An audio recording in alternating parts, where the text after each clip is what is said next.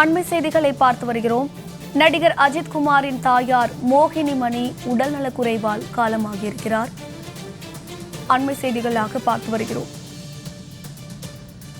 நடிகர் அஜித் குமாரின் தாயார் காலமாகினார். நடிகர் அஜித் குமாரின் தாயார் மோகினி மணி உடல்நலக்குறைவால் காலமானார். அது தொடர்பான அண்மை செய்திகளை பார்த்து வருகிறோம். நடிகர் அஜித் குமாரின் தாயார் மோகினி மணி வயது மூப்பு காரணமாக காலமானார். அது தொடர்பான அண்மை செய்திகளை பார்த்து வருகிறோம்.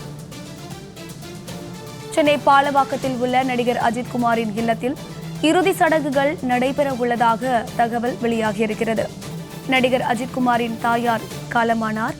இதனைத் தொடர்ந்து சென்னை பாலவாக்கத்தில் உள்ள நடிகர் அஜித் குமாரின் இல்லத்தில் இறுதி சடங்குகள் நடைபெற உள்ளதாக தகவல் தற்போது வெளியாகியிருக்கிறது. நடிகர் அஜித் குமாரின் தாயார் மோகினி மணி வயது மூப்பு காரணமாக காலமானார். இது குறித்தான மேலும் விவரங்களை கொடுப்பதற்காக செய்தியாளர் ஆனந்த் இணைப்பில் இருக்கிறார். அவரிடம் பேசலாம். வணக்கம் ஆனந்த், இது தொடர்பான முழு விவரங்கள். வணக்கம். தமிழ் சினிமாவில் முன்னணி நடிகராகவும் பிரபல கால்பந்து வீரராகவும் இருப்பதுதான் நடிகர் அஜித் குமார்.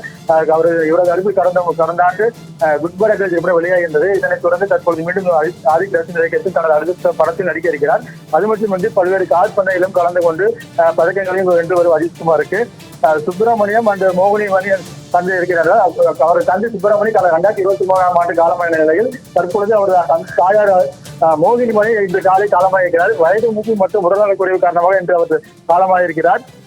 சென்னை பாலவாக்கத்தில் அவரது மூத்த மகன் அனைத்து இடத்தில் ஒரு நீண்ட நாட்களாக தங்கி வந்த மோகினி மணி நீண்ட நாட்களாக உடல்நலக்குறைவு காரணமாக சிகிச்சைப்பட்டு வந்த நிலையில் இன்று காலை உடல்நலக்குறைவு காரணமாக காலமாயிருக்கிறார். இவரது மறைவே தேர்தல் மத்தியில் அதிர்ச்சி அழுதாமல் ஏற்பட்டிருக்கிறது. இதனைத் தொடர்ந்து நடிகர் அஜித் குமார் திருமான்மையார் இல்லத்திலிருந்து தற்போது பாலவாக்கத்தில் உள்ள அவர் தாயார் இல்லத்திற்கு விரைந்து வந்து கொண்டிருக்கிறார். அவரது இறுதிச் சடங்கு மற்றும் இத்தனை விவரங்கள் எப்போது என்று பின்னர் தான் தெரிய வரும். விவரங்களை வழங்கியமைக்கு நன்றி ஆனந்த்.